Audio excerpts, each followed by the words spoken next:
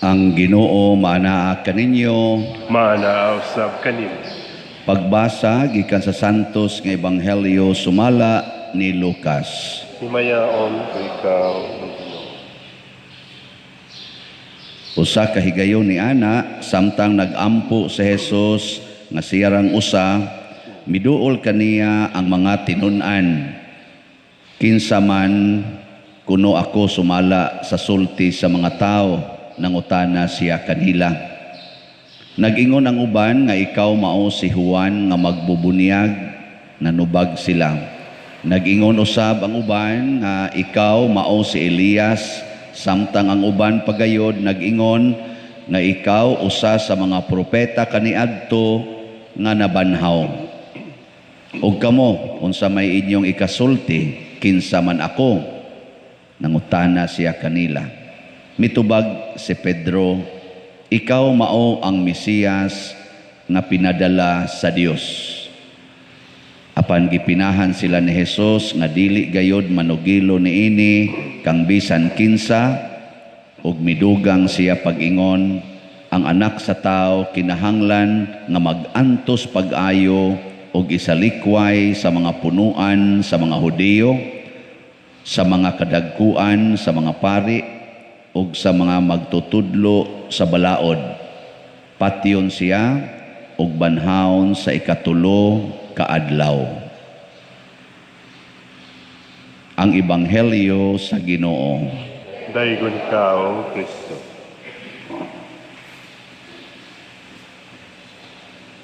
Sa akong pagpamalandong karon sa atong Ebanghelyo ug sa mga pagbasa lakip na sa Salmo, nakaingon jud ko nga tinuod gid ining giingon sa panultihon nga history repeats itself. Motoo ana nga kon ang imong lulo nangabit, posible nga ikaupat, ikaduha, ikatulong apo mga bitsan. Kung ang imong kaliwat kawatan, posible sad nga ang imong anak o imong apo sa madugay sa madali mangawat. Sakto na dili. Pero kung ingnon sa nimo nga history repeats itself, mura sad noon og ang nagbuot ang history na.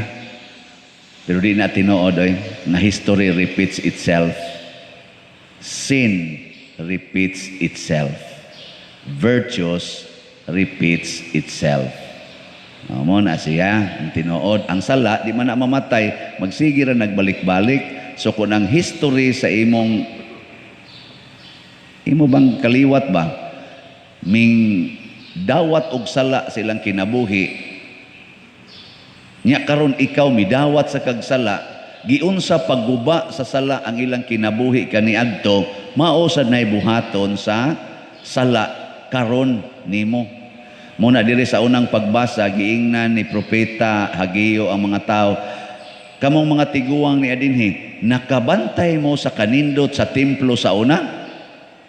So nindot so ganing atong templo siya. Nya karon tanawa kay nibalik man sila sa Jerusalem kay ilang tukuron pagbalik ang templo, gigunob man tos ilang mga kaaway, gipangbungkag man tong ilang templo, gipanguha ang mga bulawan, giguba gyud ba? Moto pag-abot nila didto ingon siya, kakita mo unsa ni kanindot sa una katong paghimo ni ani ni Hari Solomon. Si Hari Solomon gutoy gahimo ato, porting ninduta. Hasta gutong Queen of Sheba pag-abot niya dito kay ingon siya, sus unsa man ning temploha pagkanindot. Gunobon bitas kaaway, pagtan-aw nila isa, tanawa, wa na gyoy bili. Wa nay bili kay giguba. Pero niingon dayon si propeta Hageo, niingon ang Ginoo, ayaw kabalaka, ninduto ni nato paghimo karon, ang bag-ong templo nga atong buhaton mas matahong pa kaysa una. Kay ang akong espiritu nag-uban naman kaninyo. Mao na iyang giingon, sama sa pag-uban niya ninyo didto sa Ehipto sa dihang gibihag kamo. Nya gibihag man sad sila sa mga lain-laing nasod. Giubanan na sad sila sa Espiritu Santo, nagsunod na sila sa Espiritu Santo, gusto na kay silang musunod sa gustos Ginoo, giubanan sila, ninduton, nya nangutana man sila. Nya Lord unsaon man may man to si Hari Solomon kay pagtukod niya sa templo, gianda man ni Hari David ang iyang papa ang mga kahimanan, ang bulawan, ang mga kaning mga sana mga puthaw, mga kahoy nga nindot kaayo, ang mga silver, mga inana, gianda mandaan ni David. Naa namang materialis ang pagtukod naman lang. Unsaon man ni pagtukod? Unsay tubag sa Ginoo? Mo naminaw sa dili madugay tayugon ko ang langit, ang yuta ug ang dagat ug pakurugon ko ang tanang mga nasod aron mainyo ang bahandi niini ug ninduton ko pag-ayo kining templuha. Ako ang salapi ug ang bulawan. Giangkon ginas Ginoo. Ako ang salapi ug ang bulawan. Karon kisay tag-iya ang inyong kwarta. Kusga. Nyag moingon ang Ginoo, idunit na tanan sa kapilin ha. Palit mog slots, pinakadaghan ninyong paliton. Sugot mo. Moingon mo, time sa pader mangutana sa kus Ginoo ha. Mangutana sa ko. Uy pader niingon mang Ginoo ayaw lang ipalit. Kinsa maroy masunod ani. Ang akong tingog o ang inyong tingog. Ingon ko ba, ang inyong tanang kwarta ipalit na naron kay karon na ra bala ni Kotob pizza 30. Nya napat ta diri nahibilin nga 9,161 slots. Pamalit na mo. Katong inyong gipalit una, dubliha to. Ana, aron mahurot na ni kay nahalina naman tag 20,339 slots as of yesterday. Na. Naghana. Lah pamalit pa mo. Kay karon na lang ni Kotob pizza 30. Kananta na ninyong kwarta ihurot ng palit. Haron ighuman sa pizza 30, wa na mo'y kaon. Pero ninduton sa Ginoo ang inyong kinabuhi, mas nindot pa kaysa una. Tuo man na. Tanawa mga naw. Kamu pa lang kay dinhi kasi ginagana labaw na ning gatan-aw online sa di madaha pa dire, di madaha. Mao lagi na kung ang nag-uban nato ang Espiritu Santo, muingon kita, yes. Pag-abot na ni Kristo, mga igsoon, gihatag na niya ang tinuod nga Espiritu Santo. Gihuypa niya ang iyang mga apostoles. Pagsunod, gipakunsara niya sa Espiritu Santo panahon sa Pentecostes. Unsay nahimo sa mga apostoles, unsay nahimo sa simbahan nga gitukod ni Kristo nga mao kining Catholic Church or Christian Church. Unsay nahimo? Labaw pa sa templo nga gihimo ani mga tao karon nga gihisgutan dinhi panahon ni Propeta Hageo. Adto mog Europe, adto mog Roma, tan-awa ang mga basilika nga gihimo, purting mga nindutan.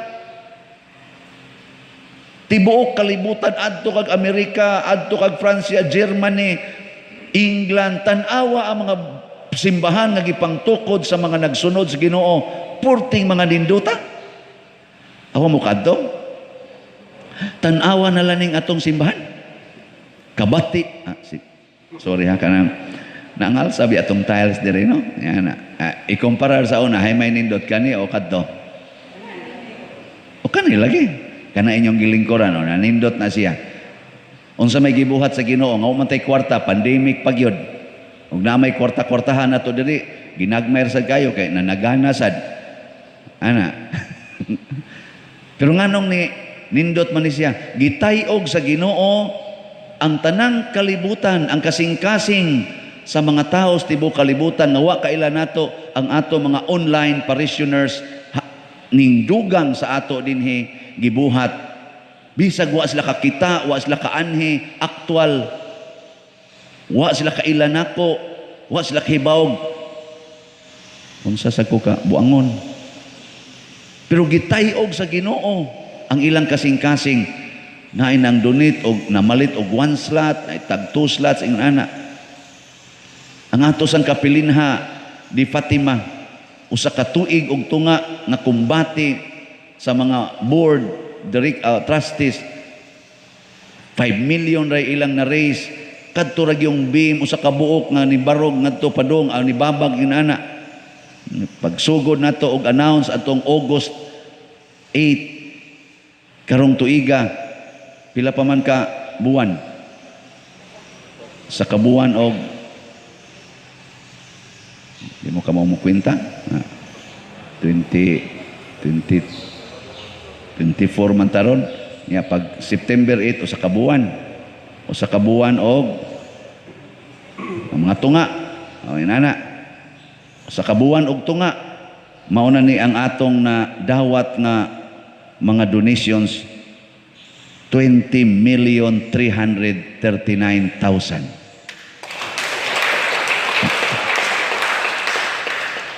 Kisa may nakapanindot anis, Father Siano, si Monsignor Ruben, si Father Lyndon Ruiz, si Rinald Andales, nga head sa WAF. Di, oy, igo raming nidawat, igo ratang nidawat, gitayog sa Ginoo, tungod kay ang mahal nga birhen, atong giila, ug ang mahal nga birhen, asawa sa Espiritu Santo, kanang templo sa Espiritu Santo, ang mahal nga birhen, naa niya, ang Ginoo nagikan nga nagpakatao gitawag siya the new Ark of the Covenant. Di ba? Nya ato siyang gihalaran, himuan nato siya lugar nga iyang simbahanan dinhi sa Pilipinas, dinhi sa Sugbo, the first in Asia and the fourth in the world na replika sa kapilinha dito sa Fatima sa Portugal, Cova da Iria, Portugal. Purti tingaling lipayas birhin ani. Nya iyang gitayo og mga kasing-kasing morning nang donate sila. Nya napagyudaghang mo donate hasta ning nanimba karon mo donate panigusab. Kana kung gigiyahan sa Espiritu Santo. Nakaron kining mga basilika karong nindot na kaitan-aon. Kining mga katawhan nga matod pa ang nagsunod sa Ginoo sa Katoliko lang sa Latin Church, mga 1.2 billion kuno ta kabuok. Kita lang Catholic Church, wapay labot ng mga protestanting daghan sa kaayo nga nagsunod gyapon ni Kristo. Unsa may mahitabo niini kun muundang na sad taog sunod sa Espiritu Santo. Unsa may mahitabo? Mabihag na sadta sa sala. Mahimo na sang bati ang atong kinabuhi. Dili ni pag-unsa ni adto kog Amerika. Mga basilika dito akong gipangtan-aw, purti mga nindutak. Kani murara ni dito og usa ka kapilya ang atong simbahan. Purting dagkuan na pay mga decorations nga mura kag masiga imong mata mo ari pa kas gawas igtan-aw nimo hala kanindot sige gugu pa picture dito tigong nindota pero subo palandongon nga inigmisa bisag Domingo lagyo kayo wa patoy pandemic ha lagyo kayo ang mga tao jutay ra kayong simbahan didto nga murag crowded og jutay mingaw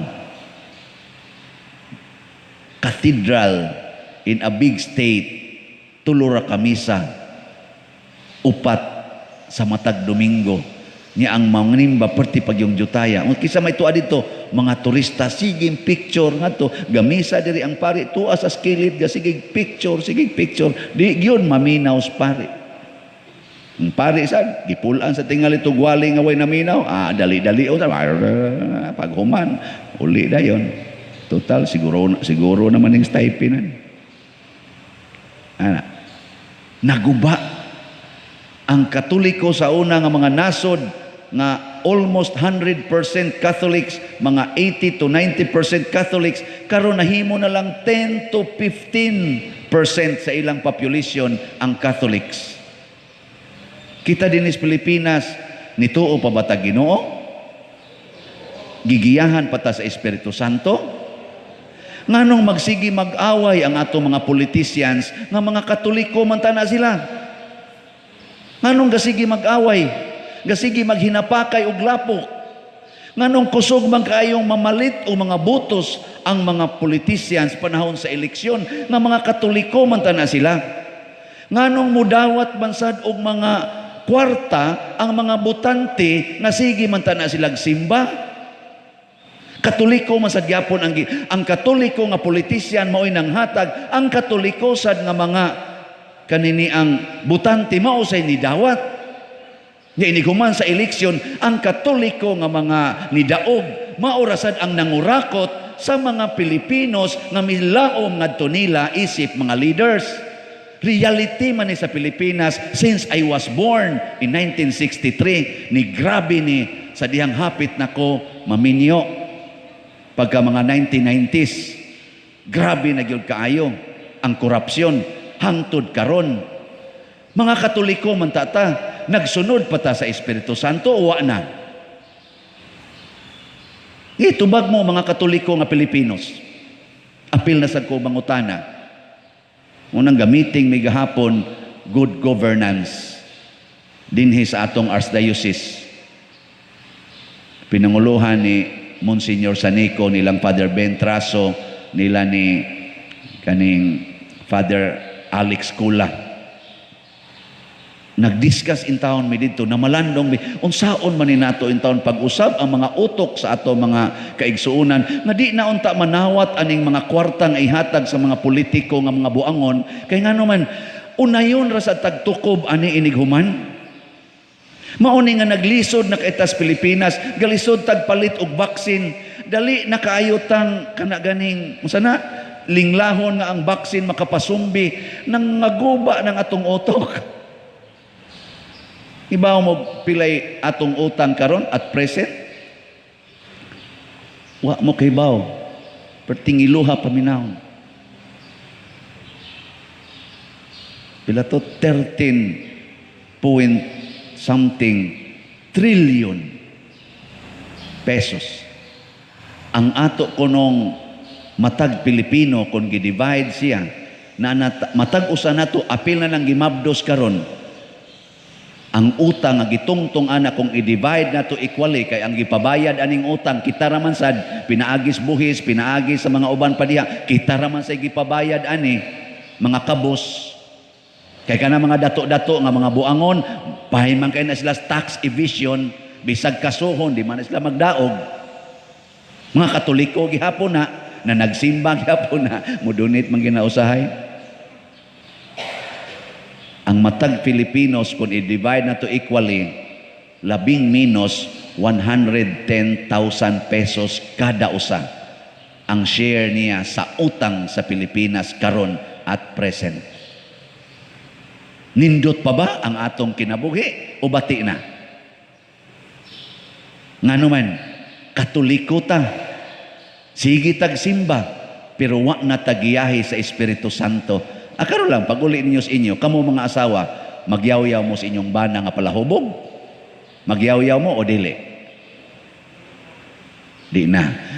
Kamo mga ginikanan, magsige pa mong pangasaba sa inyong anak? Kinsa may gagiya ninyo kung pangasaba mo? Kung mamalikas mo, kinsa may gagiya ninyo? Espiritu Santo o demonyo?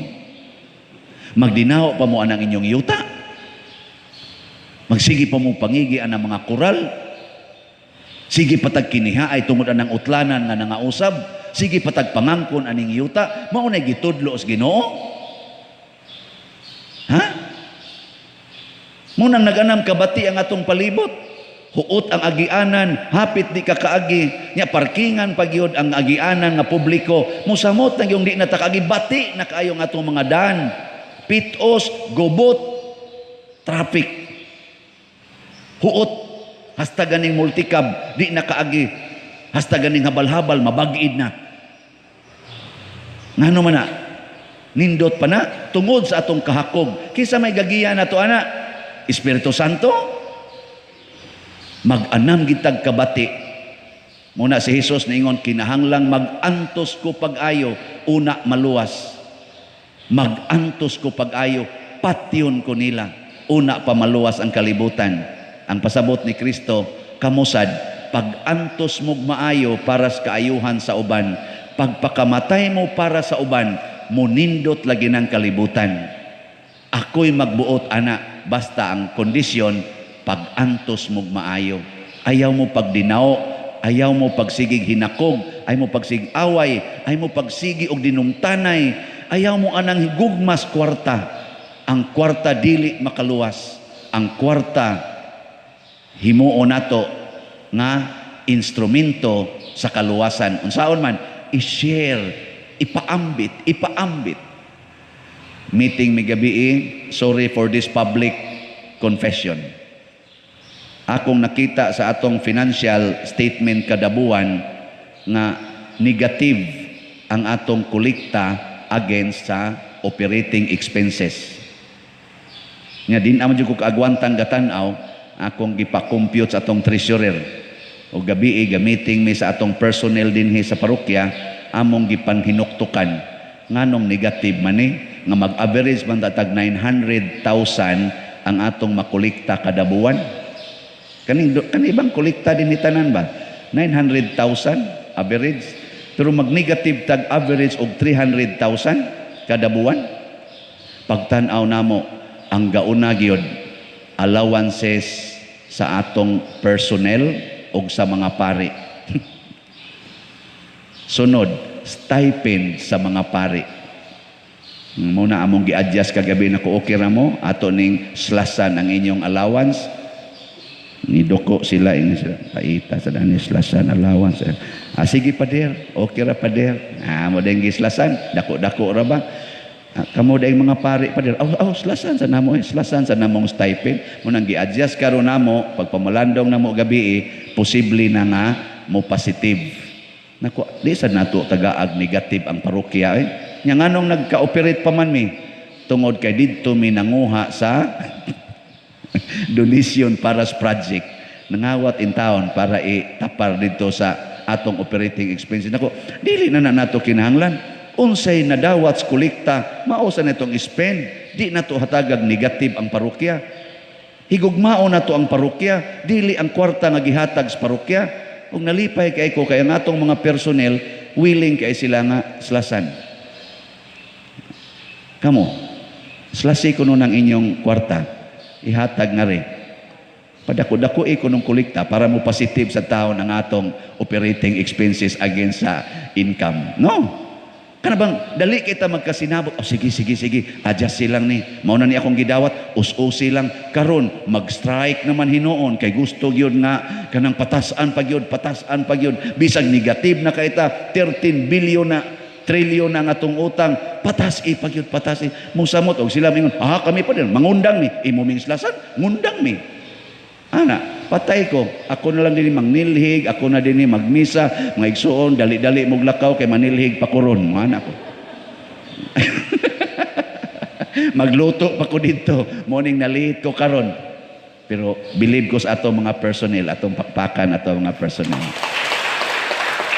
nya gamisa mo sad to si Father Arnel atong bagong parochial vicar pag-abot i-update ka pader ang atong stipend pader slasan og ingon ani okay ra ka pader pader okay gyud kayo padre okay gyud kayo kun aw natin itong Father Arnel utro man sa kang maigo ana bahala ka diha willing sa kay atong parochial vicar willing sa kay ko adi basin pa mo positive na ni ang atong financial statement income against operating expenses. Pero positive ta in general. Positive yun. Pero ang problema, ang actual income or kaning lisod sa parokya against operating expenses. Ano ni atong importante. Na mo ginang gipamulandungan. Nindog na ta. Mga igsoon, sa atong pag-alirong karon sa altar sa Dios, gipahinumduman kita unsa kagamhanan ang Espiritu Santo. Busa uban ni ining maong gugma sa Espiritu Santo, malaumon kitang muingon, Ginoo, dungga kami.